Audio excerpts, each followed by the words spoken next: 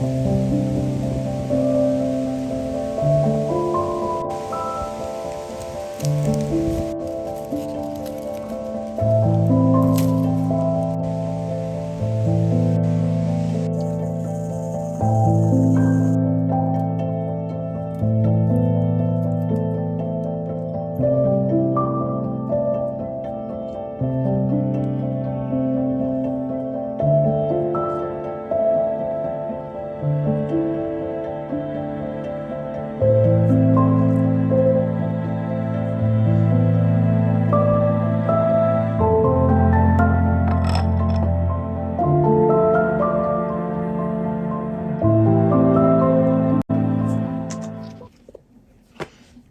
here.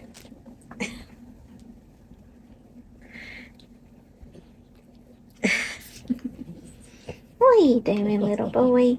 What are you doing? Hello everyone, welcome to Simply Living Tiny. My name is Brenda and this is my little dog Buddy, and we live in a tiny house, and each and every week we share our adventures with you on YouTube. If you're new here, welcome, and if you've been watching the videos, thank you so much and welcome back. Well, today is a beautiful day here in Tennessee. The sun is shining, the wind is blowing, it's warm. I think it's supposed to get up to 82 today, and that seems a little warm for October. But at night it does get down in the 50s. And so today we're going to do a yearly recap of the things that have happened here at the tiny house. Not with just the tiny house, but like personally some things that have happened since this time last year. So on October the 14th of 2019 is whenever they delivered the tiny home. A lot of things have changed in the tiny home since it was delivered in 2019. So I'll throw in some pictures of what the tiny home looked before and then show you what the tiny home looks like now, since I got a hold of it and decorated it and painted and did all the things to make it all look pretty. Still working on some projects. Last week I showed you how I had a problem area in my tiny home, so that is working out really good. And I did get a container for my cat food. Somebody had recommended that, so I did that.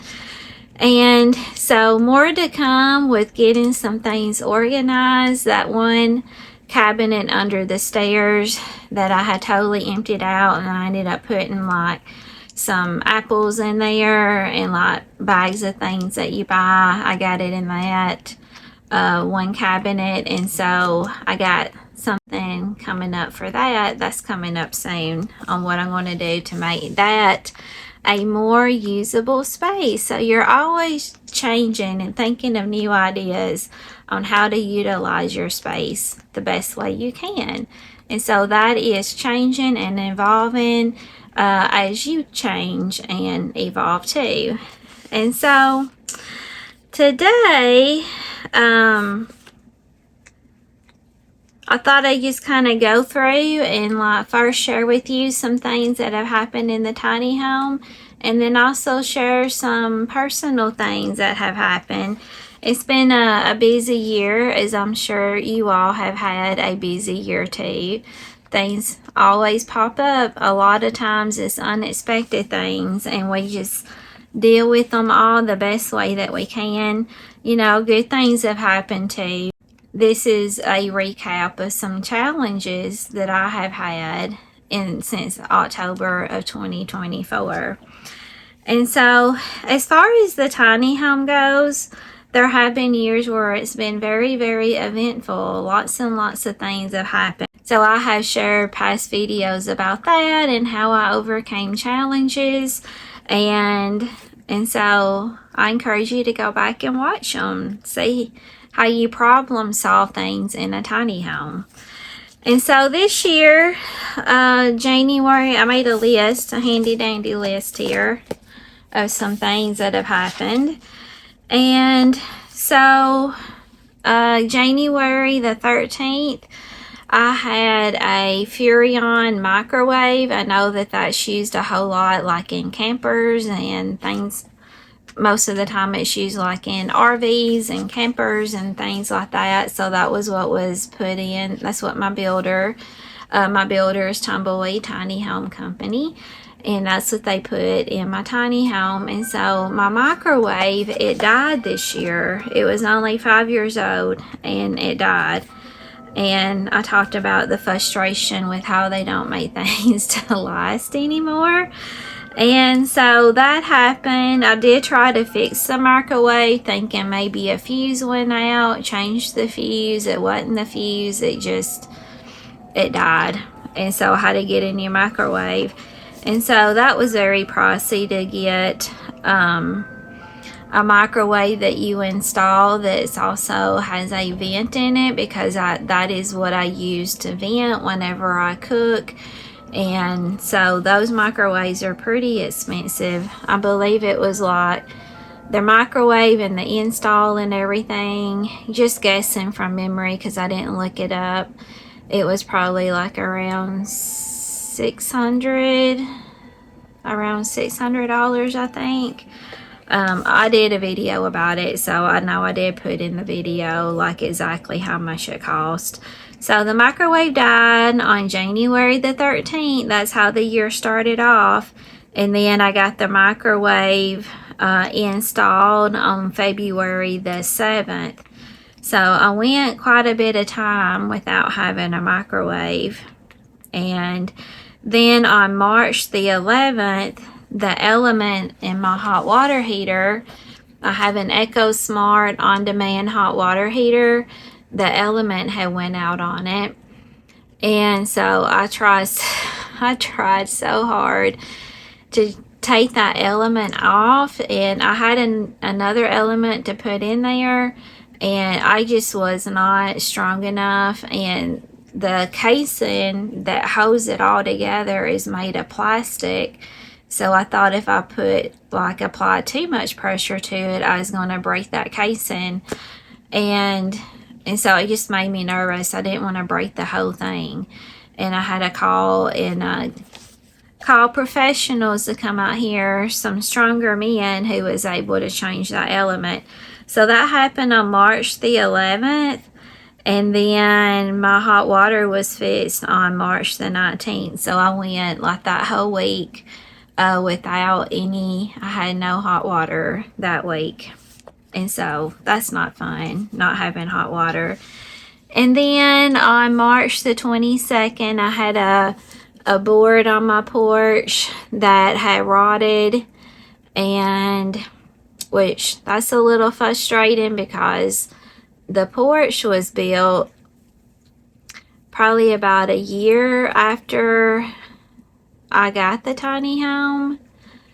And trying to go off memory, my memory's not always so great. That's why I have to write things down. So I write all this stuff down on my calendar to help me keep up with what happened that year.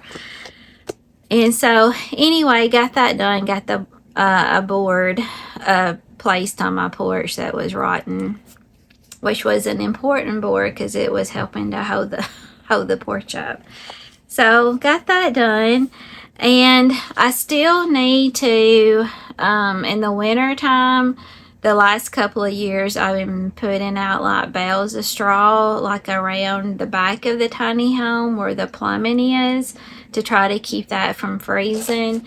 And I want to do a different setup, but the year's quickly coming to a close, and it's a lot going on. Like through the rest of the year, it's pretty busy.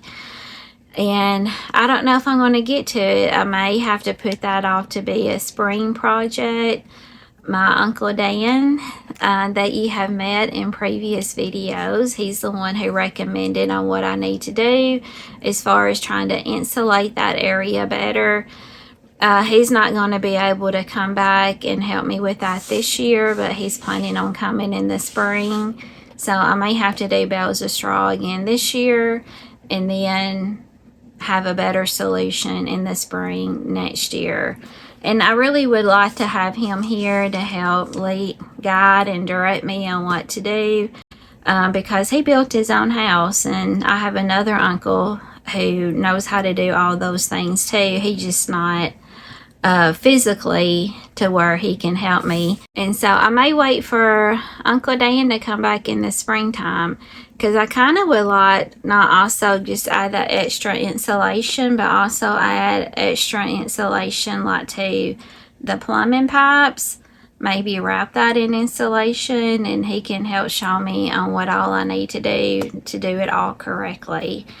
And so I haven't decided for sure what I'm going to do about that, because once I tackle that project, it's going to be a big project for me that I want to make sure that I do it well and I do it right to help resolve any kind of future issues. So I would like to have him here with me. So we will just see.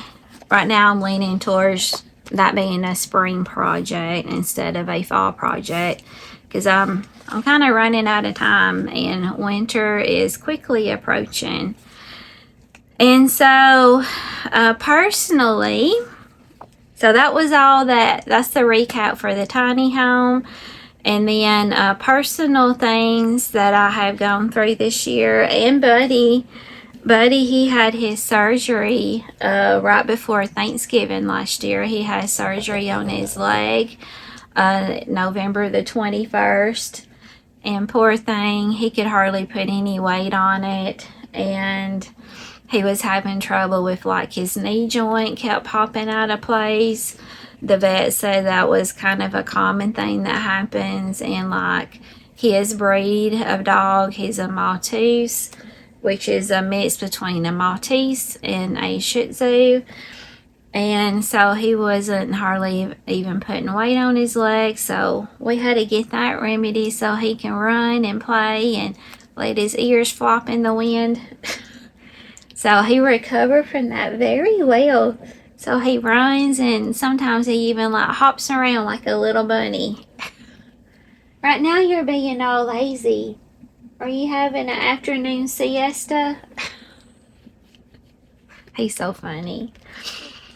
And so that's Buddy's adventure that happened to him this past year. And then let's see, on February the 17th, I finally got approved for the YouTube Partner Program. And so I've been in the YouTube Partner Program coming up. The 1 year anniversary is coming up in February. And so that was exciting, because it took me, after meeting all the recommendations, it took me about 5 or 6 months to get, because they kept denying me. Wasn't telling me why I was being denied, even though I met all the requirements. And finally I like reapplied, used a different email, and then suddenly I'm approved. And I still don't have an answer. That was the only thing that I changed that was different, was changed to using my regular personal email instead of the email that I had created for the channel, which is, if you ever want to email me, it's simplylivingtiny1@gmail.com. And I always have my email down in the description too. And so personally, some things that happened to me. On March the 31st, I had broke a tooth and had to get that fixed. And then at May the 1st, I got a urinary tract infection. And on August the 30th, I had put a video, talked about how I had a panic attack. So with that panic attack, I haven't really shared a whole lot about what's been going on with that, because it's been pretty difficult. And I know that there's a lot of people out there that deal with health challenges, whether it's physical health or if it's mental health. And so whenever that happened, I'll just give you a quick little recap if you're new to the channel and you haven't watched any of my videos before. I didn't document it, but sometime in the springtime I got stung by a yellow jacket, like on my finger right here. and I didn't have any immediate reaction, but about 30 minutes after that happened, I started having neurological symptoms. I started feeling kind of confused. I wasn't communicating verbally very well. It was hard to perform tasks. Like I tried to check my blood pressure because I felt like my heart rate was racing and I just wasn't feeling right. And I couldn't put the blood pressure cuff on my arm, check my blood pressure. I just couldn't follow through with that task. So that was very scary. And so my mom had called the ambulance. By the time they got to the house, I was feeling not 100% better, but I was feeling a little bit better. My heart rate started coming down. And that was a very scary incident because I didn't understand what was happening. I had been stung by insects in the past and never had any kind of neurological symptom like that before. I always swell up, like when I get stung, I swell up pretty significant where I get stung, and it usually travels too. And so recover from that pretty quickly. And then on August the 30th, I got stung by a wasp on my hand, and I showed you in a video about that. And so when that happened, it just threw me right back immediately to when I got stung by that yellow jacket when I was having neurological symptoms. And that threw me into a full-blown panic attack. And so I didn't have to call an ambulance for that one. I was able to like calm myself down, talk myself, get through that. But after that happened, I started like really dealing with like having anxiety, and it was affecting my like concentration. It was, when you have anxiety, it just kind of affects everything. And so I talked to my boss about it at work, about having some issues with anxiety. And, I knew I needed to go to the doctor and see the doctor to discuss how medically, like using medication to help me to deal with anxiety. Because I was, of course, praying about it to try to get through that anxiety. I was cutting some things out of my diet in case that was causing anxiety. I talked about like my Verta journey, exercising, trying to eat better and things like that. So I was already doing some things to help you to deal with like stress and anxiety. But I was still having it. And I knew that something wasn't right, that I needed to go to the doctor. So I went to the doctor on September the 22nd. So all this is here recently. So I went to the doctor, and the doctor felt like that because I had gone through those things with getting stung, that was just throwing like my nervous system into like hyperactive response. So everything felt raw, and it really felt hyperactive. And it would just come on. I mean, you have you can't get rid of stress. I mean, there's just no way to get rid of stress. You're just going to have it. Everybody has it. And so he said, well, let's try some. I'm going to prescribe you this medication. So he prescribed me 2 medications, even though I'm not feeling depressed or anything at all. But this medication can treat like depression and anxiety, and the other one was just like for anxiety. And so prescribed that medication. I took the medication that afternoon. I felt pretty good all day.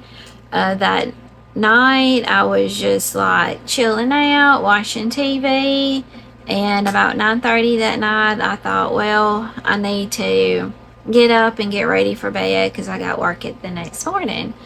So as soon as I stood up, because I was just lounging here on the couch. As soon as I stood up, it was like boom, it hit me.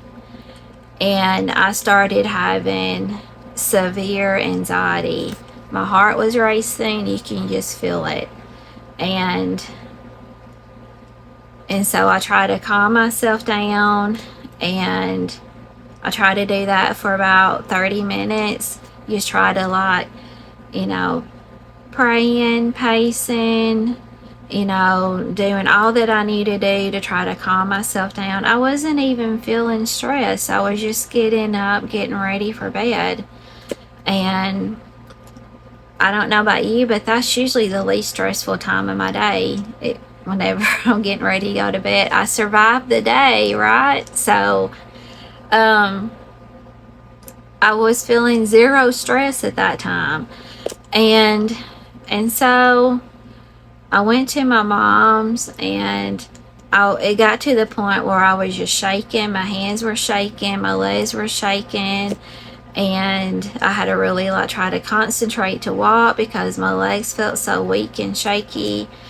And then I started having chest pain, and so really heaviness on my chest. My neck started feeling stiff. I started feeling stiff in my jawline, all of your classic symptoms of having a heart attack. And so my mom called an ambulance. It took them forever to get here. And so they come and got me, took me to the ER, and my blood pressure was up. They didn't tell me what my numbers were. My heart rate was up, and while I was in the ER, I was having intermittent chest pain. I would calm down, then suddenly I start having chest pain. And you can read on the monitors when that would happen. My heart rate and my blood pressure would go up when that happened. And so they really didn't do much for me. Well, I guess they did all they needed to do at the emergency room. They did lab work. There's a blood test called troponin. And so that's a cardiac enzyme. And if you're having a heart attack, then that enzyme is increased in your blood, the troponin. And so they checked my troponin levels. All of that was normal. And usually they do that, it's 3 troponin tests. And so you wait a certain amount of time, then you check the lab again, then you wait a little bit longer and you check the lab again. And all that was normal. It was negative. So a few days after that, I went back to my doctor.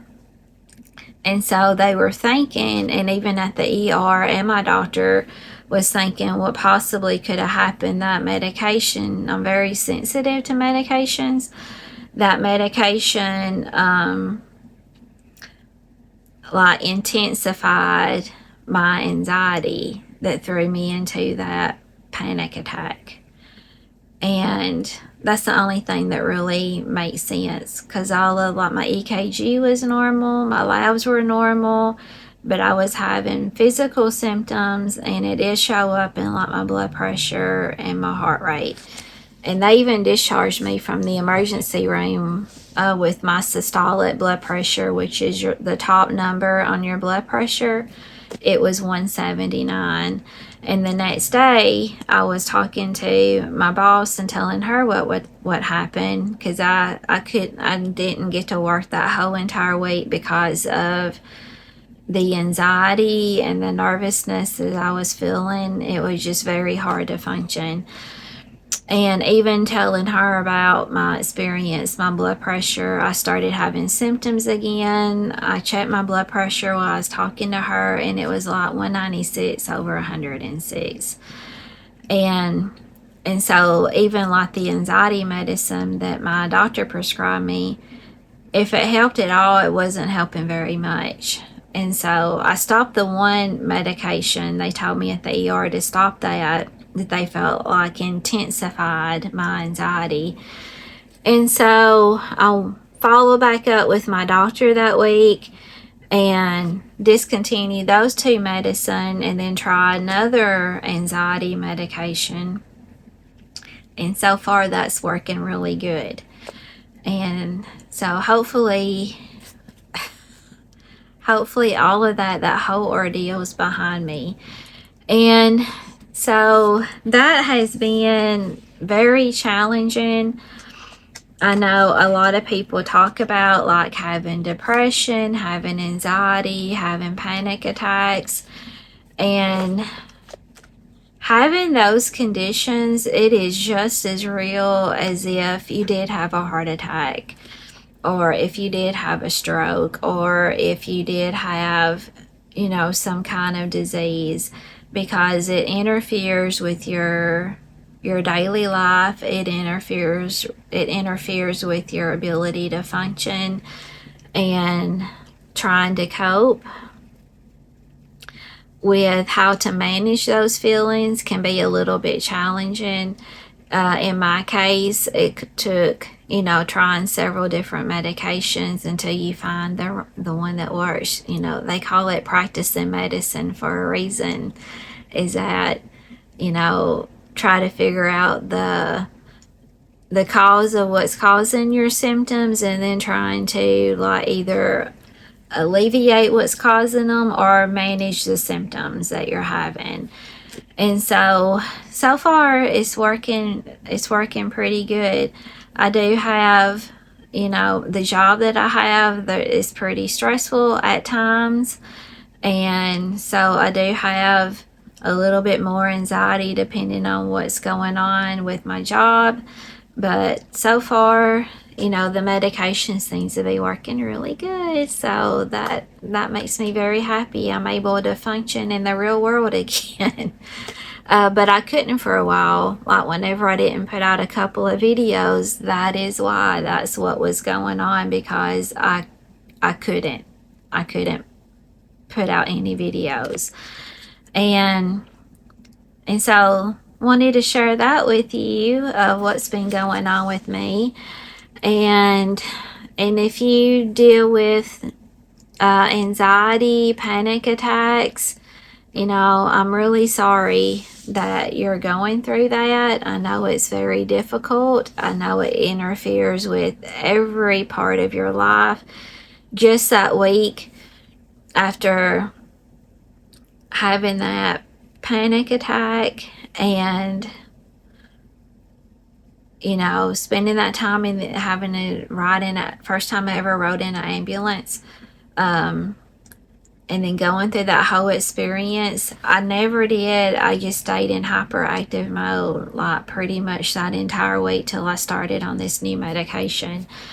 And it was hard to just even like take a shower. Your insides, just even if you're not thinking like things that's making you have anxiety, you're trying to stay calm, you're putting on mantra music, you're having positive thoughts, but for some reason it wasn't communicating internally, and I just felt like I was just like really like nervous. The inside just felt like I was shaking, and so it was hard to just even take a shower. It was to go through that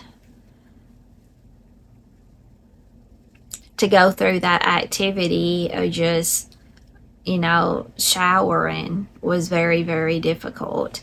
I'm so glad that's behind me now, and I hope I never have to go through that again, because it's not only scary for what I'm going through, but also for your loved ones, and because they don't know what to do. You don't know what to do. You just know that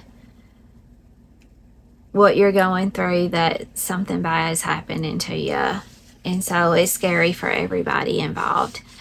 But I want to say that I'm doing better now and feeling a lot better, feeling more like myself. I have discovered, though, that I can't drink coffee whenever, which makes me very, very sad. Now I just got that new espresso machine by Amzi's Shelf, and I was just loving it, making some espressos. I love coffee, love the smell of coffee, but when I drink coffee, it throws me into anxiety. And And so right now I'm just leaving it alone, and I may try a cup of coffee like sometime down the road and just see how my body responds to it.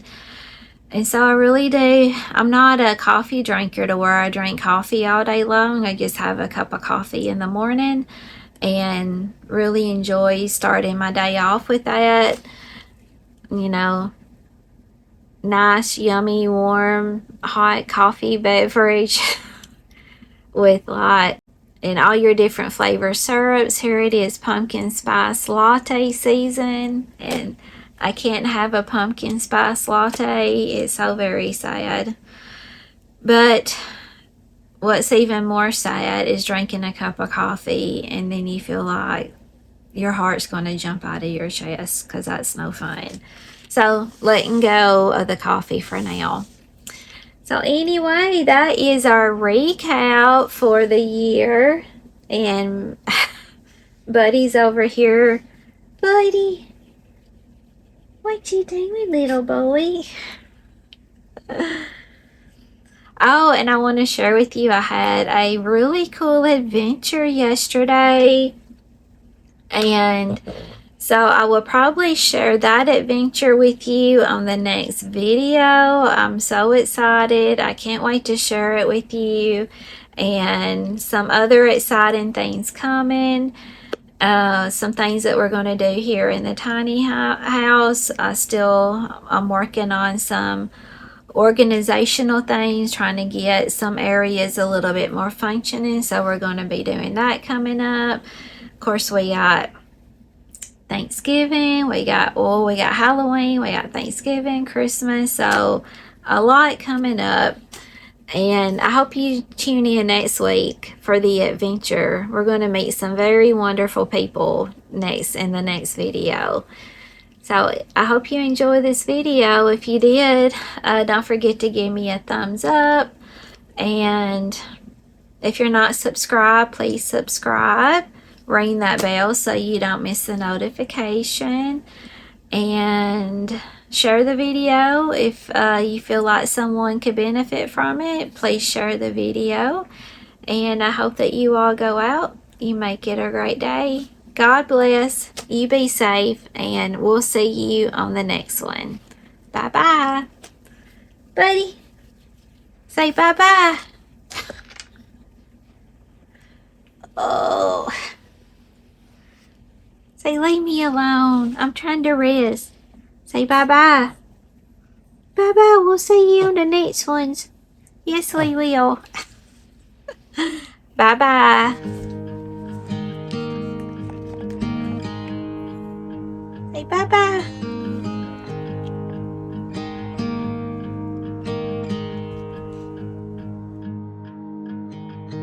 Beneath the shadows of this quiet town, I see you there, your feathers on the ground. Your eyes are heavy with the weight of the world, lost in a life you never could unfurl. Even if you've never flown before, you can take a chance.